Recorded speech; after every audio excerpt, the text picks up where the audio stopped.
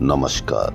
राजस्थान की तमाम फटाफट खबरों में आपका स्वागत है। राजस्थान की खबरों के लिए आपसे निवेदन की यदि आपने हमारे चैनल को सब्सक्राइब नहीं किया तो कृपया करके राजस्थान की खबरों के लिए आपके अपने चैनल को सब्सक्राइब कर लें। आप सब्सक्राइब करते हैं तो हमें हिम्मत होती है सही और सच्ची खबरें आप तक पहुंचाने की। वरना मीडिया में किस तरह की खबरें आपको पेश की जाती है यह आप भली भांति अब समझते हैं।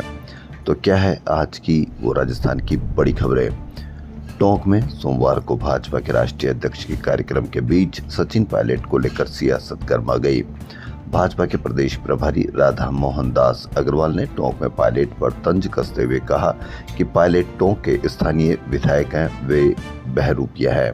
बड़ी खबर किस तरह का कमेंट किया गया कि वह बहरूपिया है। हो सकता है कि पायलट भाजपा में शामिल नहीं हो पाए या शामिल होकर सरकार नहीं बनवा पाए तो यह उनके लिए शब्द काम में लिया गया होगा।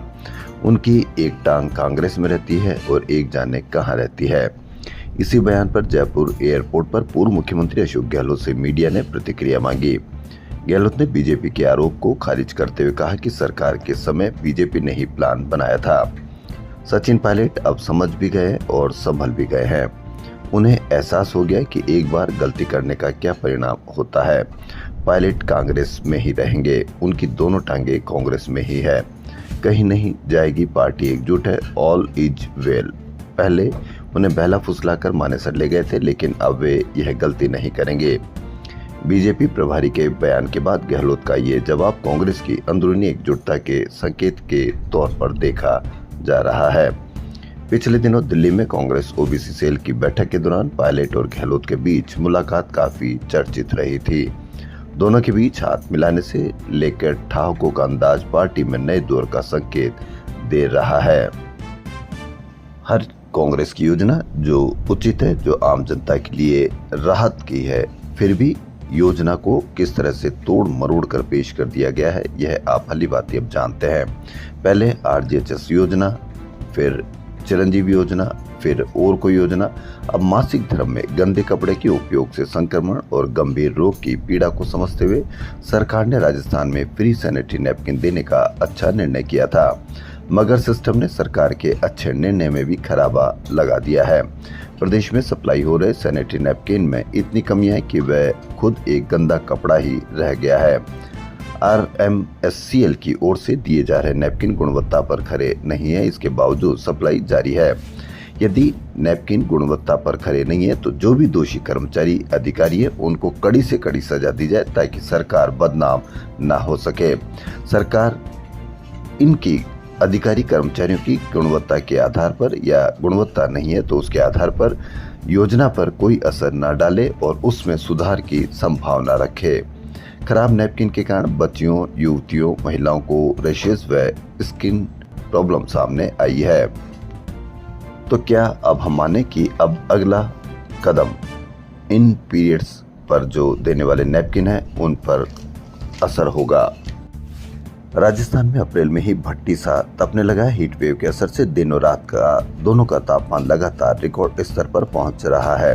बीते 24 घंटे में सभी शहरों में दिन रात का पारा सामान्य से 3 से 9 डिग्री तक ज्यादा रहा। सोमवार को जैसलमेर में अधिकतम तापमान 46.4 डिग्री दर्ज किया गया। यह जैसलमेर में 10 साल में अप्रैल का सबसे गर्म दिन रहा। गर्मी का असर इतना तेज है कि कमजोर पश्चिमी विक्षोभ के कारण कहीं कहीं आंधी और बूंदाबांदी के बावजूद राहत नहीं मिल रही। बाड़मेर में पारा 46 डिग्री, कोटा में 45.7, फलोदी चित्तौड़गढ़ में 45.4, चूरू में 45.3, बीकानेर में 45 डिग्री तक पारा पहुंच गया। यानी प्रदेश के कई शहरों में अप्रैल में ही मई जून जैसी तपिश महसूस होने लगी है।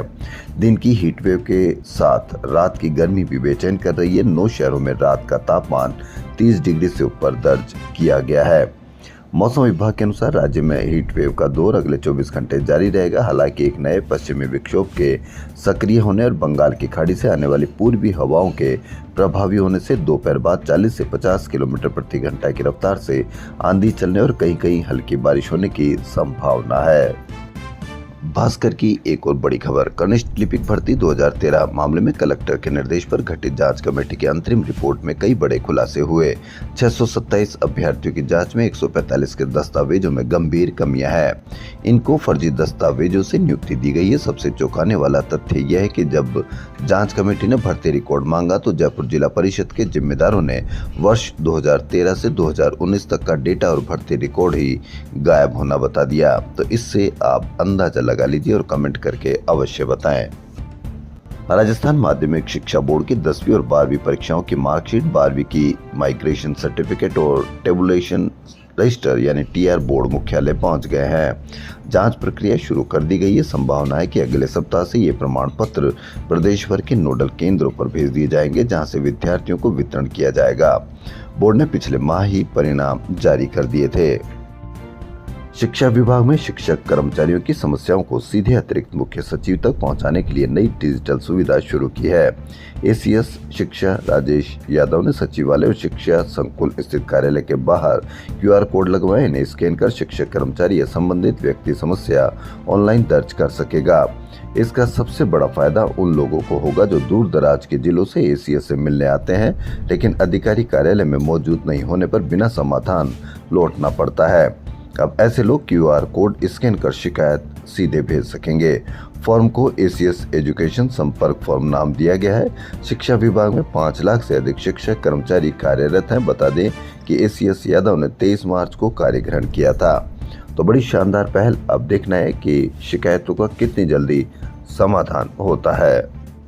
एजीटीएफ द्वारा छोटवाड़ा से सुजानगढ़ शूटआउट के मुख्य आरोपी कृष्ण सिंह की गिरफ्तारी के बाद जिन लोगों को गैंगस्टर से धमकियां मिली थी, उन मामलों में अब गैंगस्टर नेटवर्क को लेकर गहन पूछताछ की जा रही है। पनाहगारों पर शिकंजा। एजीटीएफ अब बदमाशों की मदद करने वाले मकान मालिकों पर भी करेगी दर्ज केस। राजस्थान राज्य विद्युत उत्पादन निगम ने 1 मई को श्रमिक दिवस के अवसर पर सार्वजनिक अवकाश घोषित किया है। Confederation of all India traders यानी केट के राष्ट्रीय महामंत्री एवं सांसद प्रवीण खंडेलवाल ने राज्यपाल हरिभाऊ बागड़े और मुख्यमंत्री भजनलाल शर्मा से मुलाकात कर भारतीय व्यापार महोत्सव 2026 पर चर्चा की। भारतीय व्यापार महोत्सव 2026 राज्यपाल और सीएम ने दिया समर्थन। जयपुर में होगा राष्ट्रीय सम्मेलन। भाजपा के राष्ट्रीय अध्यक्ष नितिन नवीन का एयरपोर्ट से भाजपा प्रदेश कार्यालय तक रोड शो निकाला गया। रोड शो के दौरान जगह जगह उनके काफिले पर पुष्प वर्षा की गई और 11 जगह मंच लगाकर स्वागत किया गया। राष्ट्रीय अध्यक्ष और सीएम ने कार की सनरूफ से बाहर निकलकर लोगों का अभिवादन किया। इस दौरान भाजपा प्रदेश अध्यक्ष मदन राठौड़ भी उनके साथ मौजूद रहे। नितिन नवीन ने भाजपा कार्यकर्ताओं से आह्वान किया कि पंचायत से पार्लियामेंट तक भगवा फहराना है। इससे पूर्व टोंक पहुंचकर जिला भाजपा कार्यालय का उद्घाटन किया। 6 अन्य भाजपा कार्यालयों का वर्चुअल उद्घाटन शिलान्यास किया। राजस्थान में नगर निगम, नगर परिषद और नगर पालिकाओं के चुनाव भले ही टल गए, लेकिन कांग्रेस ने सभी 10,245 वार्डों से चुनाव लड़ने वाले को टिकट से पहले उनके लिटमस टेस्ट का खाका तैयार किया है। उनकी परफॉर्मेंस और लॉयल्टी का लिटमस टेस्ट होगा। उनके पास होने पर ही टिकट मिलेगा। सबसे अधिक तवज्जो 2 साल में पार्टी प्रदर्शनों में भागीदारी, पार्टी निर्देशों की पालना व पार्टी के प्रति समर्पण को दिया जाएगा। नितिन नवीन का कई जगह स्वागत किया गया। जयपुर एयरपोर्ट के बाहर बने स्वागत मंच पर राष्ट्रीय अध्यक्ष नितिन नवीन का 101 किलो की माला पहनाकर स्वागत किया गया।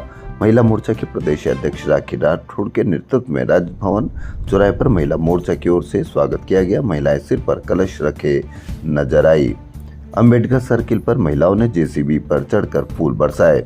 एक जगह पंडितों ने मंत्रोच्चार के साथ किया अध्यक्ष का स्वागत।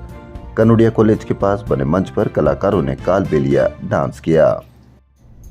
एक नाबालिग से यूआईटी फेज 3 थाने में मारपीट के मामले में परिजनों और कांग्रेस नेताओं के 6 घंटे तक चले धरने के बाद रविवार देर रात थानाधिकारी दारा सिंह मीणा सहित 4 पुलिसकर्मियों पर केस दर्ज कर लिया गया।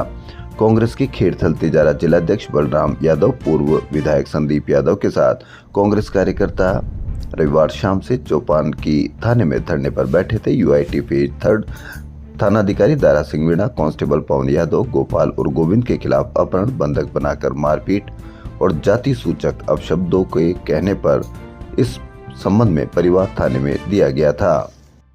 परिजनों ने रिपोर्ट में बताया कि 21 अप्रैल को फेज 3 थाने का कांस्टेबल गोपाल अन्य पुलिसकर्मियों के साथ घर आए उनके नाबालिग भतीजे को जबरन साथ ले गए।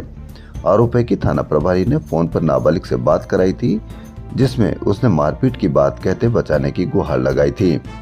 22 अप्रैल को सूचना पर परिजन पहुंचे तो नाबालिग अस्पताल में बेहोशी की हालत में मिला।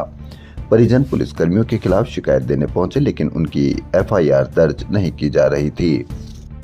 बांसवाड़ा में हर तरफ जले हुए मकान, जलते हुए अनाज से उठता धुआं, भूखी प्यासी खामोश बैठी गाय भैंस और बकरियां।